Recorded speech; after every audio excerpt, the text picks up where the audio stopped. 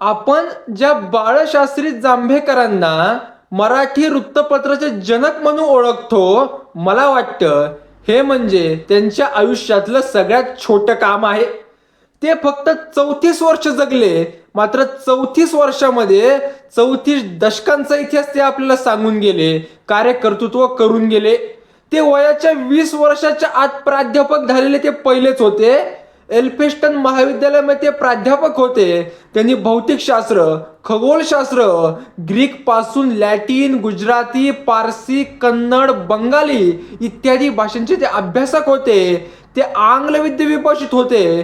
पण आपण इंग्रजी शिकावी, ती इंग्रजांची चाकरी करण्यासाठी नव्हे, तर इंग्रज आपली लूट कशी करत आहे हे जाणण्यासाठी, म्हणजे ब्रेन ड्रेन थांबवण्यासाठी बंगालमध्ये धर्मवादावर तर महाराष्ट्रात बुद्धिवाद सुरू करणारे, हवामान खात्याच्या स्थापनेत योगदान देणारे इन्सायक्लोपीडिया ऑफ ब्रिटन हा ग्रंथ लिहून ब्रिटिशांना स्वतःच्या देशाचा इतिहासाचा अभ्यास करण्यासाठी ज्या व्यक्तीची गरज पडली ते म्हणजे बाळशास्त्री जांभेकर होते.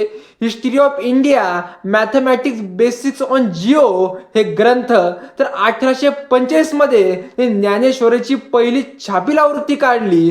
तसेच बालव्याकरण, भूगोलविद्या, नीतिकथा इत्यादी प्रचंड लेखन केले.